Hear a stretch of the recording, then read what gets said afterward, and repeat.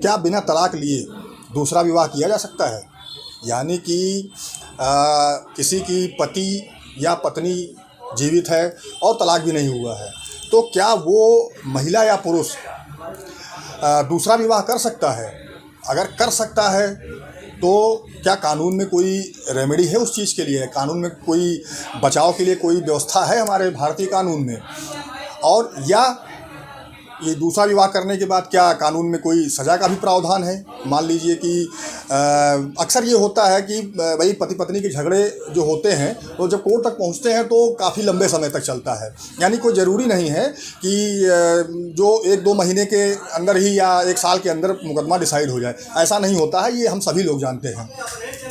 मान लीजिए कि कोई मुकदमा बहुत लंबा खिंच रहा है पति पत्नी का, इसी बीच महिला ने या पुरुष ने यानी कि पति या पत्नी में से किसी ने दूसरा विवाह कर लिया, तो क्या आईपीसी में इसके लिए कोई इसको अपराध माना गया आईपीसी के तहत, या इसके बचाव के लिए भी कोई कानून है? तो आज हम इन्हीं सब चीज़ों पर चर्चा करेंगे और आपको बताएंगे कि यदि बिना तलाक लिए या पहली पत्नी के जीवित रहते अगर पत्नी या पति के जीवित रहते कोई व्यक्ति दूसरा विवाह कर लेता है, महिला हो चाहे पुरुष हो, तो उसके लिए बचाव के क्या तरीके हैं और कानून में इसके लिए सज़ा के क्या प्रावधान है, दोनों चीज़ें आज हम आपको इस वीडियो में बताएंगे। देखिए, सबसे पहले तो आप सभी ये समझ लीजिए कि पति या पत्नी के जीवन काल में यानी कि जीवित रहते हुए और एक दूसरे से तलाक ना हुआ हो, और तीसरी चीज़ ये है कि आपका जो विवाह है वो शून्य घोषित न किया गया हो, यानी कि वॉइड, हिंदू मैरिज एक्ट की धारा 11 के तहत वॉइड न घोषित कर दिया गया हो। तो ऐसी स्थिति में यदि आप पति या पत्नी में से कोई भी दूसरा विवाह कर लेता है तो भाई 494 आईपीसी के तहत ये अपराध कारित माना जाएगा।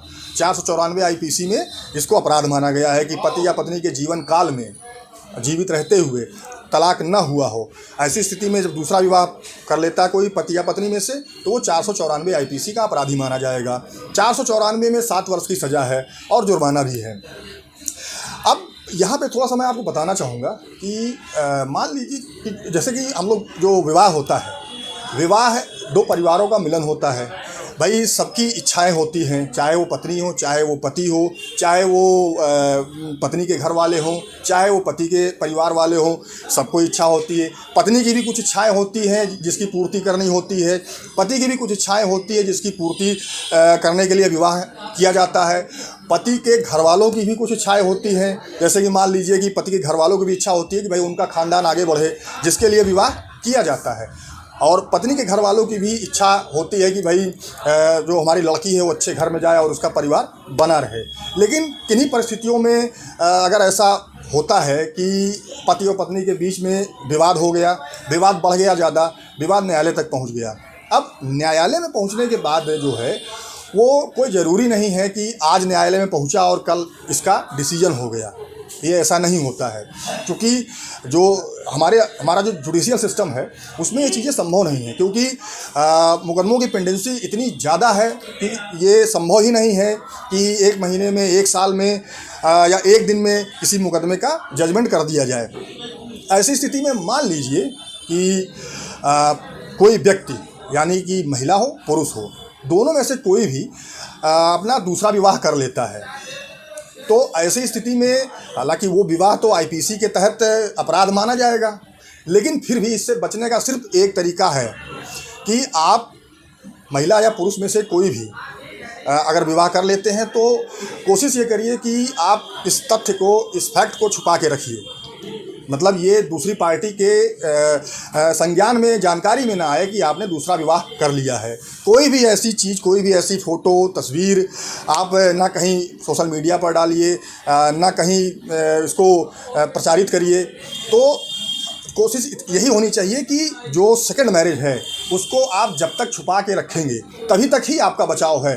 अन्यथा अगर वो चीज़ें, वो फैक्ट कि आपने दूसरी शादी कर ली है और वो सामने आ जाती है, तो जो सेकंड पार्टी है वो आपके ऊपर 494 के तहत मुकदमा दाखिल कर सकती है। अब मान लीजिए कि किसी एक पक्ष का जो है डाइवोर्स डिग्री पेंडिंग है। मान लीजिए कि पति ने डाइवोर्स दाखिल कर दिया कि भाई हम अपनी पत्नी से डाइवोर्स लेना चाहते हैं, कंटेस्टेड डाइवोर्स, यानी कि हिंदू मैरिज एक्ट की धारा जो सेक्शन 13(1)(a) इसमें कंटेस्टेड डाइवोर्स होता है, यानी कोई एक पक्ष, चाहे वो लड़की हो चाहे लड़का हो, इन दोनों पक्षकारों में से अगर किसी ने डाइवोर्स की डिग्री पा ली है या वो हाई कोर्ट में कहीं लंबित है, मान लीजिए कि लोअर कोर्ट से किसी के पक्ष में डाइवोर्स की डिक्री हो गई, अब दूसरी पार्टी जो है वो हाई कोर्ट के समक्ष चली गई उस डिक्री को चैलेंज करने के लिए अपील में। अब वो अगर अपील पेंडिंग है, इस बीच अगर विवाह हो जाता है, तो क्या ऐसे विवाह में 494 आईपीसी लागू होगा? तो जवाब ये है कि ऑनरेबल केरला हाई कोर्ट के समक्ष एक ऐसा ही मामला गया था जिसमें कि पति ने दूसरा विवाह कर लिया था, और जैसे ही पत्नी को पता चला उसने 494 आईपीसी के तहत पति के ऊपर मुकदमा कर दिया। अब मामला ये था कि जो पत्नी थी वो पति को छोड़ के चली गई थी।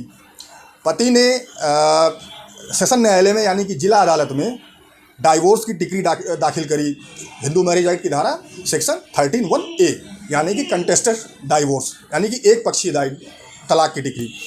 अब पत्नी उसमें हाजिर नहीं हुई या जो भी रहा हो, जो जिला अदालत थी वो पति के फेवर में डिक्री कर दी, यानी कि डाइवोर्स को पक्का कर दिया, डाइवोर्स कर दिया दोनों पति और पत्नी के बीच।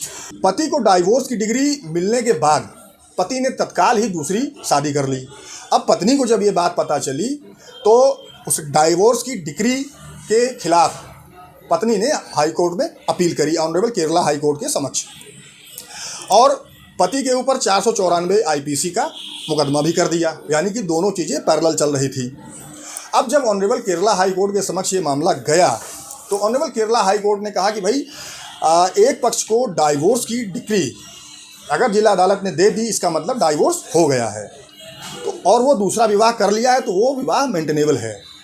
और पत्नी की जो अपील थी वो डिसमिस भी हो गई। तो इसी चीज़ को ऑनरेबल केरला हाई कोर्ट ने कंफर्म कर दिया कि अगर पति के फेवर में डिक्री डाइवोर्स की मिल गई है और उसने दूसरा विवाह कर लिया है तो अपील पेंडिंग हो, अपील डिसमिस हो गई हो, ये मायने नहीं रखता है। और इसी बात पर जो पत्नी ने जो ऑनरेबल केरला हाई कोर्ट के समक्ष अपील दाखिल करी थी उस अपील को खारिज कर दिया, और जो 494 आईपीसी के तहत जो पत्नी ने मुकदमा लिखाया था उस मुकदमे को भी निरस्त कर दिया। तो ये चीज़ें हैं। मान लीजिए कि अगर किन्हीं परिस्थितियों में कोई ऐसी विषम परिस्थितियां आपके सामने आती हैं और आपको दूसरा विवाह यानी बाइगेमी करना पड़ जाता है, तो ऐसी स्थिति में ये 494 आईपीसी के तहत तो अपराध माना जाएगा।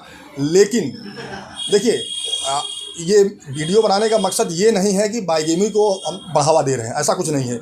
ये सिर्फ आपको सारी कानून की जो पेचीदगियां हैं वो बताया जा रहा है। एक चीज़ और विशेष रूप से ध्यान करिए कि मान लीजिए कि किसी ने दूसरा विवाह कर लिया है पत्नी या पत्नी के जीवन काल में, और 494 आईपीसी के तहत उसके ऊपर मुकदमा भी हो गया है, तो मुकदमा होने के बाद जिसने भी मुकदमा किया है उसको इस चीज़ को कोर्ट में साबित करना पड़ेगा कि भाई आपका दूसरा विवाह हो चुका है। अब साबित कैसे होगा? साबित कोई ना कोई एविडेंस न्यायालय के समक्ष देना पड़ेगा। फ़ोटो है, विवाह की वीडियो है, आपने अगर सोशल मीडिया पर कोई चीज़ें डाली है वो चीज़ें, वो सारी चीज़ें एविडेंस के रूप में न्यायालय में आपको देनी पड़ेगी। आपको ये प्रूफ करना पड़ेगा कि जो है हमारे पति ने, हमारी पत्नी ने हमारे जीवन काल में या डाइवोर्स नहीं हुआ है उसके बावजूद दूसरा विवाह कर लिया है। तो देखिए, ये चीज़ें साबित करने में कोर्ट का बहुत ज़्यादा समय लगता है। ये चीज़ें एक दिन में साबित करने वाली चीज़ें हैं नहीं। मुकदमे जो चलते हैं वो बहुत लंबे समय तक चलते हैं, ये हम सभी जानते हैं।